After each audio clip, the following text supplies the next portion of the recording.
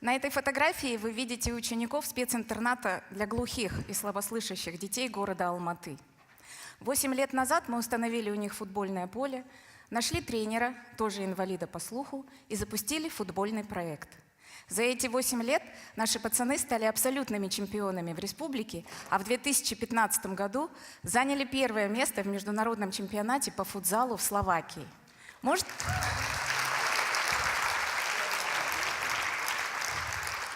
Можете себе представить, они выигрывают в финале команду Словакии в Словакии по пенальти. Это было круто. Тренеры чемпионата отмечали тогда, что у многих наших мальчишек настоящий талант. И действительно, каждый год некоторые из них получают звание кандидата в мастера спорта. Но, к сожалению, никто из них пока не пошел по спортивной стезе. Хотя все тренеры очень рекомендовали продолжать свою спортивную карьеру. Вы, наверное, спросите, почему? Может быть, они не хотят быть спортсменами? Нет, они просто бредят своим футболом. А все дело в том, что в нашем спортивном колледже для них нет условий. Вот как сейчас только что Вениамин рассказывал. Вы знаете, я всегда считала, что это несправедливо не только по отношению к самим детям, но и ко всему обществу в целом. Потому что мы просто-напросто теряем свои таланты, теряем своих будущих героев. И я верю, что это все можно изменить. А имя этим изменениям – инклюзивное образование. Давайте определимся для начала, что означает термин «инклюзивное образование». Это термин, который используется для описания процесса обучения детей с ограниченными возможностями в общеобразовательной среде. Вы знаете, интересно, что когда я готовилась к этому выступлению, я чаще встречала ссылку именно на французский вариант этого слова – «инклюзьен».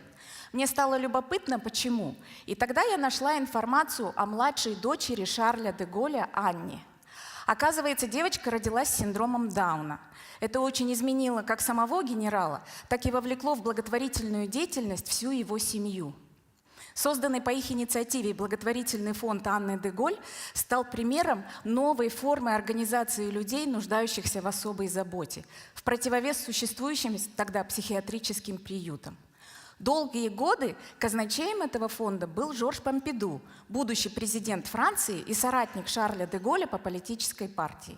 Поэтому, заняв пост главы государства, он сразу же инициировал несколько законодательных актов в поддержку людей с ментальными нарушениями. До сих пор Франция, если не является флагманом в этой области, то является страной с очень высоко развитой культурой инклюзии. Казахстан пока находится в начале этого пути, но, мне кажется, совсем не обязательно для изменения ситуации чей-то болезненный опыт. Тем более, если мы с вами все, как общество, поймем, что инклюзивное образование – это не про инвалидность. Инклюзивное образование – это про индивидуальность. И оно подразумевает, инклюзивное образование, оно для всех детей. Как для детей с ограниченными возможностями, для детей-сирот, для гениальных детей и для всех обычных детей. Потому что инклюзия предполагает, что учиться они будут все вместе. Наверное, сейчас у некоторых из вас возникнет вопрос, а нужна ли нам инклюзия вообще? Давайте разбираться вместе. Для начала предлагаю вспомнить, как обстояли дела с обучением детей с ограниченными возможностями в недалеком прошлом, в Советском Союзе. Вы знаете, после распределения в закрытый интернат или специализированную школу, эти дети автоматически выпадали из ежедневной жизни своих сверстников. О своей собственной социальной жизни они не могли даже мечтать. Школа, двор, друзья – всего этого они были лишены. Государство их распределяло в закрытые интернаты, в коррекционные школы, где не было даже намека на обычное общение с детьми.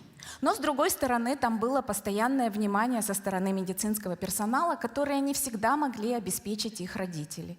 А кроме того, четкий режим дня, специально разработанная программа коррекции и программа обучения. После выпуска из таких школ этим детям у них был всего лишь только один путь. На этот раз специализированные профтехучилища. Вы, наверное, многие помните, что тогда все знали, что у нас в стране розетки делают слепые, а сапоги шьют глухие. Да, на самом деле выбора профессии, выбора специальности, выбора высшего учебного заведения у этих детей тогда просто-напросто не было. Все было предопределено. Государство бесплатно обучало их 2-3 специальностям, но зато потом обеспечивало рабочими местами, хотя, опять же, с минимальным окладом. Наверняка многие из вас еще помнят целые микрорайоны, где жили люди с определенной категорией инвалидности. Ну, например, жилые блоки, где проживают только незрячие. Естественно, вход в эти микрорайоны не был воспрещен, но давайте говорить откровенно, жили они все-таки в своем закрытом мире. Итак, мы видим, что в советское время была построена четко работающая система. Система сегрегации людей с ограниченными возможностями. Эта система рассыпалась у нас на глазах, унеся в прошлое свои небольшие плюсы и, к сожалению, оставив нам в наследство свои минусы. Вы знаете, сегодня эта система работает фрагментарно, и нам важно изменить всю цепочку ответственности за ребенком, от роддома до вуза и до рабочего места. Но важно менять ее с прицелом не на сегрегацию, а на инклюзию, потому что в конце этой цепочки должен стоять человек, у которого будет выбор не из 2-3 опций и даже не из 10, а человек, у которого возможности – это огромный мир и бесконечное число способов его познать. По официальным данным, на сегодняшний день в Казахстане проживает 144 783 ребенка с особыми образовательными потребностями. Это примерно 3% от общего числа детей. А вот, опять же, по официальным данным Министерства образования, только 32 тысячи детей используют свою возможность обучаться в общеобразовательной системе в инклюзивной среде. Это чуть более 20% от общего числа особенных детей в стране. Ну и, наконец, уровень достижения высшего образования среди таких детей остается все еще меньше 1%. И это при том, что инклюзивное образование в Казахстане поддерживается целым рядом законодательных документов. Чтобы понять причину этих цифр, давайте посмотрим, что же происходит с ребенком, когда ему ставят неутешительный диагноз. Итак, пожалуйста, представьте себе, что в семье родился малыш. Первое время он такой же, как все. Но уже через некоторый промежуток мама начинает замечать, что с ним что-то не так. После того, как ребенку диагностируют инвалидность, он попадает под контроль какого-либо из медицинских или коррекционных учреждений, и тут начинается небольшая путаница. Дело в том, что медицинские проблемы таких детей решает Минздрав, социальные льготы и социальные пособия определяет Минсоцтруда, а стандарты образования, естественно, устанавливает Министерство образования, а вот как их исполнять и претворять в жизнь, решают акиматы и их органы управления на местах. То есть получается, что особенный ребенок в особенной степени начинает зависеть от политики всех этих ведомств, которые часто не могут договориться между собой по вопросам детей с ограниченными возможностями. Наша команда и коллеги из других НПО давно мечтаем о том, чтобы все эти 3 министерства и местные акиматы объединил какой-то координирующий орган, координирующий орган по вопросам детей с ограниченными возможностями. Или меморандум, где была бы прописана вся цепочка ответственности за ребенком и за его возможностями и особенностями. Вы знаете, еще иногда вследствие такого разновластия случаются в жизни какие-то невероятные эксцессы. Иногда от абсолютно глупых до очень жизненно чувствительных для особенных детей. И часто это происходит потому, что, к сожалению, у всех этих вышеназванных ведомств проблемы и задачи детей с ограниченными возможностями и их решения не являются приоритетными и порой просто откладываются в долгий ящик. В дальний ящик. Есть еще один момент, о котором я хочу рассказать, потому что он является очень важным в жизни особенных детей. Это своего рода рубикон для всех для них. Это посещение психолога, медика, педагогической консультации или ПМПК. Эта консультация ставит свой вердикт, выносит свой вердикт и дает рекомендацию о том, где можно учиться ребенку. Даже не пытаясь вмешиваться в работу этой консультации сегодня, я просто считаю, что такой жизненно важный орган, который определяет судьбы многих детей, и не только с особенностями, но и обычных детей, которые будут с ними потом учиться, так вот, этот орган нуждается просто в ежедневном усовершенствовании и апгрейде. И здесь я бы хотела обратить внимание спонсоров, которые, может быть, будут смотреть это видео, но позже объясню как, объясню проблему. Итак, родители особенного ребенка, который получил официальное разрешение учиться в общеобразовательной системе, обращаются в школу. Но не факт, что школа по району проживания разрешит этому ребенку учиться в школе, в их школе.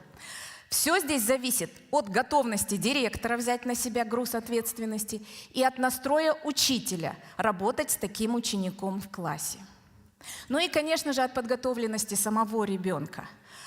Как уже Вениамин сказал, очень важно в жизни детей с особенностями именно раннее вмешательство. Так вот, чтобы помочь как можно большему количеству детей по всей стране подготовиться к школе, 3 года назад наш благотворительный фонд «Дара» и Самрук Казана Траст инициировали проект, который называется «Разные равные», который так прям рассказала сегодня, о котором шел пан подробно в самом начале нашей конференции. Согласно этому проекту, который мы открываем кабинеты психолого-педагогической коррекции для детей с особенностями совместно с акиматами. И в этих кабинетах дети могут получать бесплатные услуги целого ряда специалистов и подготавливаться к школе.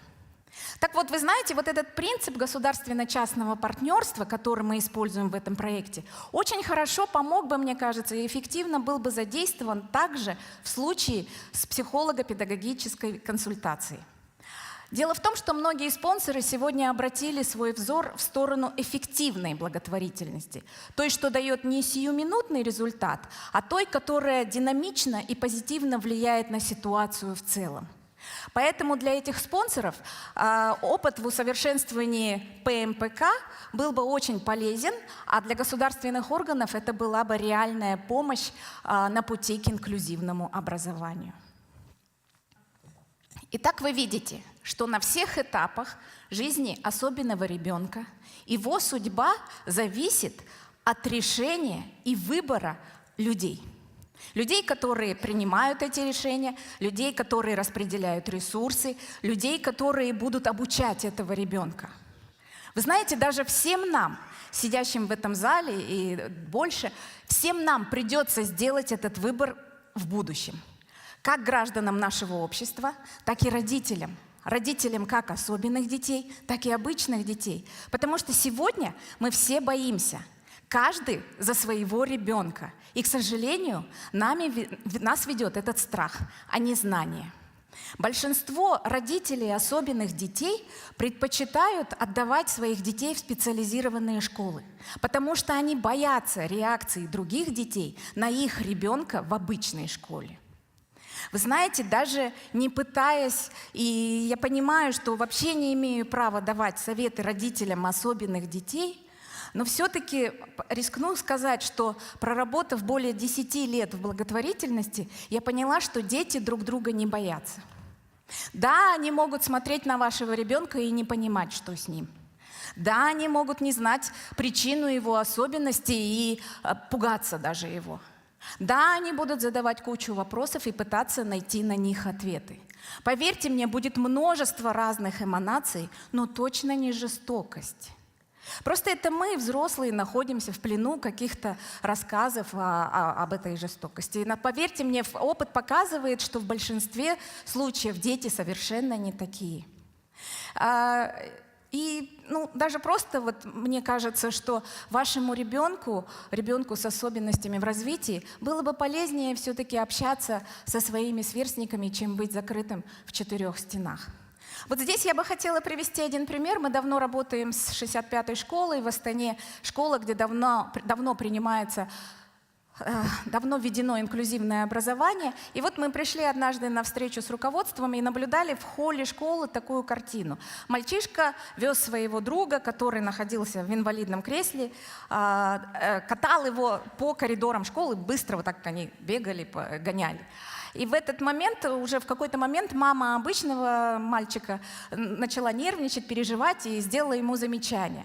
На что мама мальчика, который сидел в инвалидной коляске, сказала: ой, перестаньте, они все время постоянно так играют вместе.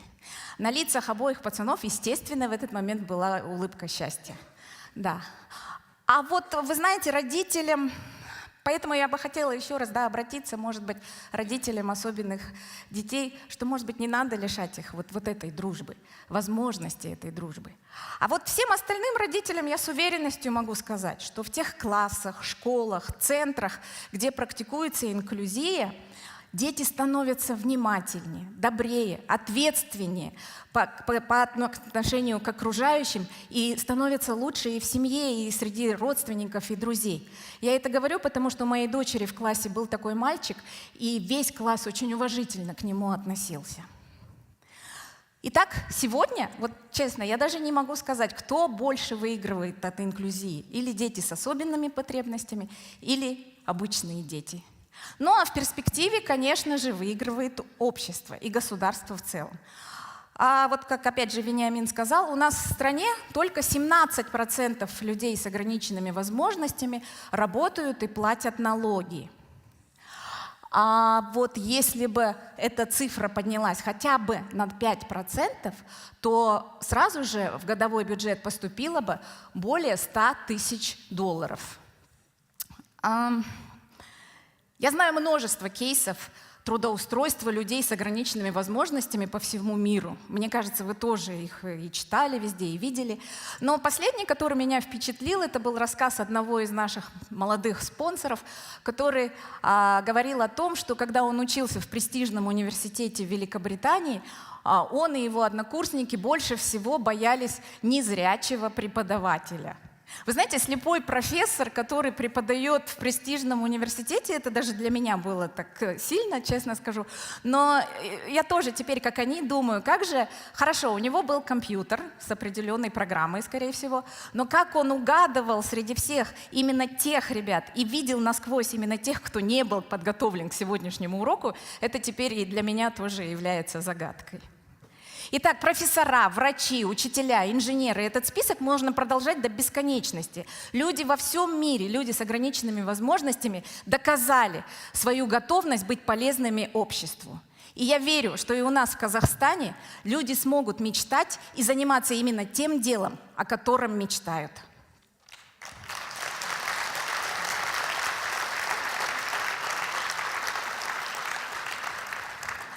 Когда у меня спрашивают, что же является самой большой преградой для инклюзивного образования и для инклюзии в целом, и я всегда отвечаю, это взрослые. Да-да, взрослые. Взрослые, которые боятся, которые сомневаются, которые не хотят принимать решений, которые перекладывают ответственность. А вы знаете, в это время дети просто растут. Так вот, уважаемые взрослые, не мешайте, пожалуйста, детям жить. Не преграждайте им дорогу и не закрывайте двери. Лучше вспомните себя в детстве и вспомните мультфильм «Цветик-семицветик». Вспомните, как вы сами хотели, чтобы вот этот последний лепесток помог мальчику Вите встать со скамейки и побежать. Вы знаете, если бы у меня был этот лепесток, мне кажется, если бы у меня был этот лепесток, я бы точно загадала желание, и я верю, я бы загадала желание, чтобы у нас в Казахстане дети могли вместе жить, учиться и дружить. И я верю, что это будет. Прямо как... Спасибо. Прямо как в этом клипе. Я обещаю, мама, что прикоснусь к своим мечтам, и что бы ни случилось, свои позиции не сдам. Я пройду по прямой, мне это необходимо. Дойду до финиша, даже если был один. Я в своей жизни каждый сам себе маляр, как известно. Дайте красок побольше, жизнь станет интересной. Я навстречу мечтам, а не в погоне за ними. Я не сдамся никогда, ведь нет смысла быть иным. Пока способна сердце доброе делать, не погаснет свет в конце туннеля. Я просто дышу, я чувствую жизнь и знаю, пройду с легкостью все пути. Я точно могу всегда счастливым быть и просто прошу тебя, ты только